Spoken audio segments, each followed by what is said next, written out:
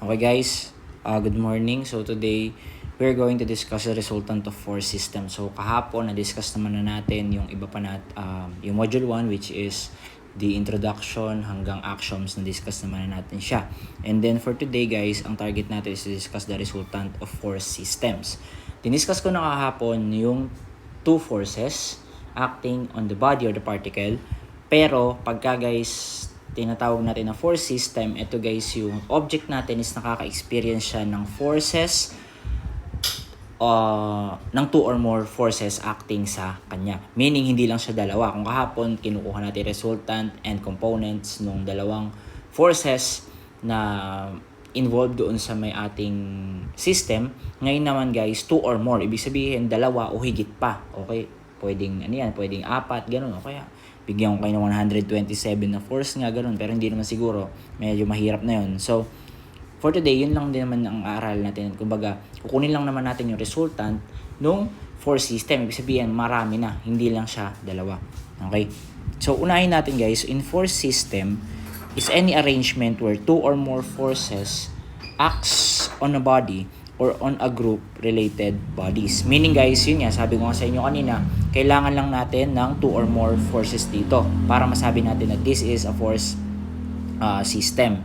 Now, okay, so meron tayong types ng force system. Isa-isayin natin to along the discussion kung paano ba siya, kung ano ba yung nature nung ating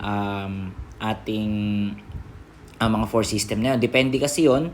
Okay, halimbawa, this one. Okay, for concurrent force system, the forces whose line of action pass through a common point.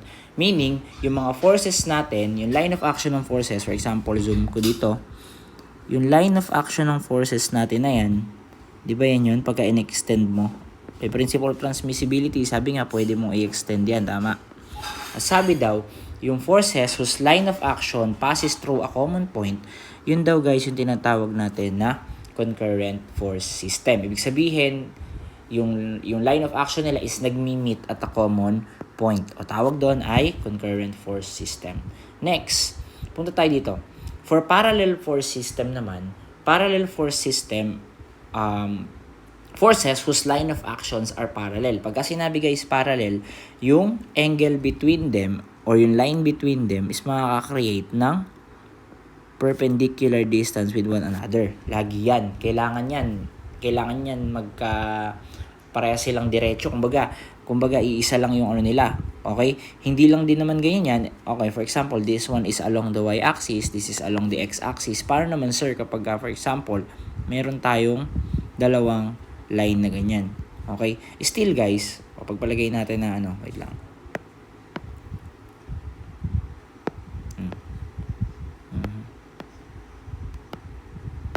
Ayan, pagpalagay natin guys na ganyan. Okay?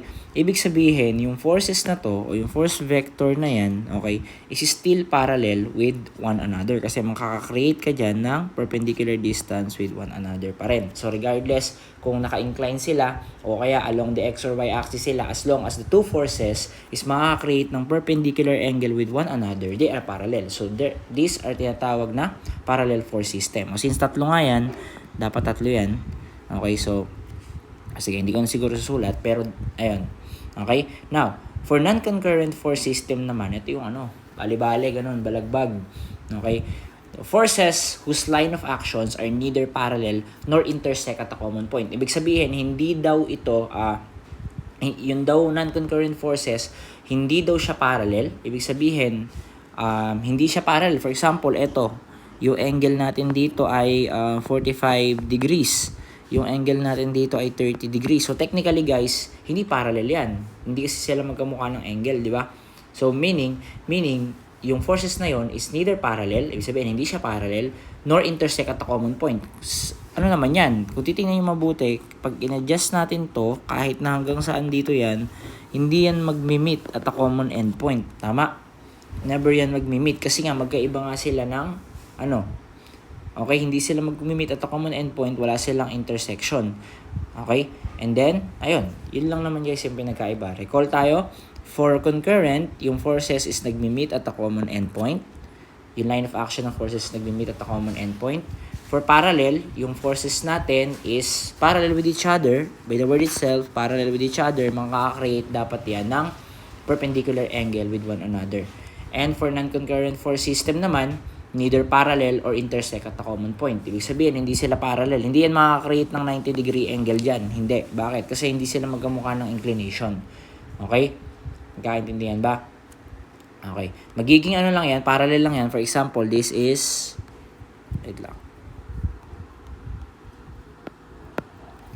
Okay, example, this is 45 degrees, this is 45 degrees. Of course, same sila ng angle, parallel angle sila.